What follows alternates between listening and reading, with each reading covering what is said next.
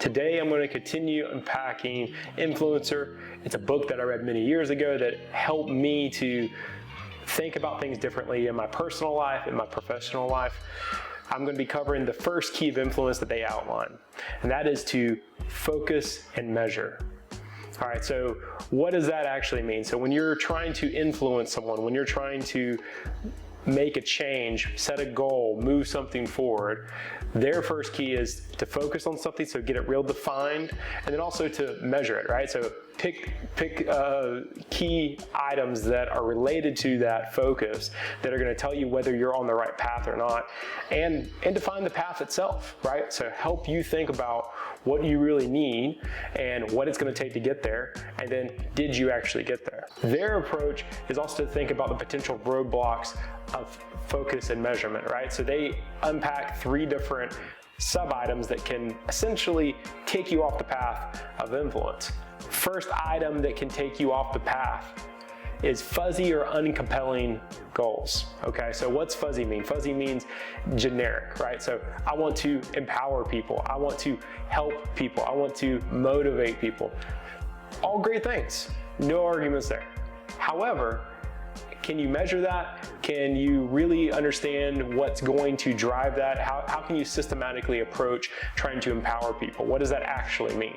And then the uncompelling part is, like, is it going to be something that really gets you what you want at the end of the day? Is it going to really get the influence that you're trying to create and the goals that you're trying to hit? The answer is no, that's not going to help. So let's just pretend for a second we're on a sales team. You sell SaaS products, right? So your fuzzy, uncompelling goal is, I want to increase sales in the South because we're underrepresented there with our SaaS product. Not going to really move the measure. Can you even drill down on that and help unpack to your sales team what you're really wanting to accomplish? Probably not, right? It's vague at best. So let's take that and make it a real focused and measured, unfuzzy, compelling goal. I would say, let's increase our sales by 35% year over year in Florida, Georgia, and South Carolina to new customers by 5 p.m. on September 30th, 2023. That's concrete. That is super compelling, right? We know that if we hit it, we know when we're going to hit it, we know by how much we're going to hit. The path is forward, okay?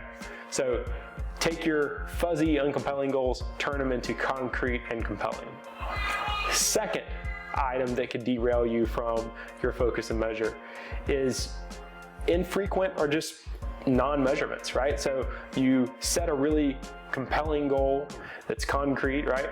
But we don't measure. We don't take the measurements. So what would be measurements that go along with this? We could look at weekly sales. We could look at monthly sales. We can pull reports specifically for those 3 states that I listed, right? Are we trending in the right direction? If we're not, then we need to find vital behaviors that push us towards those measurements, right? To fill up those 3 state buckets. Or non-measurement, right? We just don't do it. Set a great goal, get up on the board, get the poster, kitten hang on the edge, just hold on, whatever you need, right? But no measurement. And the third thing that could hurt your focus and measurement is actually bad measurement. Okay, so you've set the concrete and compelling goal, you are frequently measuring, but you've selected the wrong items. Well, how would you know this? How would you know you're measuring the wrong items? Well, if the ship's not getting right, we're 3 months into a 9-month goal, but there's movement in the wrong direction. You're doing the 180, right? So you're not getting closer to your influence goal. You're actually moving further away. You may be measuring bad measurements. You may have selected the wrong metrics to look at. So with our sales team example, maybe you're not looking at churn, right? So you're pacing correctly with the number of leads you're getting in, with the amount of calls, all the closes, all that stuff looks great to you. However, you're not holding on to them in the full life cycle. Maybe they're refunding within 14 days or 10 days. Why is that? Well, if you're not measuring churn, you can't tell why that is, right? You can't drill down and understand why you're losing those sales. So bad measurement, not only can it not help you focus whether you're on the right path, but it actually may be driving bad results as well. You won't know unless you avoid all three of these missteps with focus and measurement. If you enjoyed this video, or if you have questions about the book or maybe what I've talked about today, please share them in the comments below. We know that when you share your stories, other people can compound on top of that, and we can all learn that much faster, which is the whole point of doing these videos. Appreciate you watching. Thank you.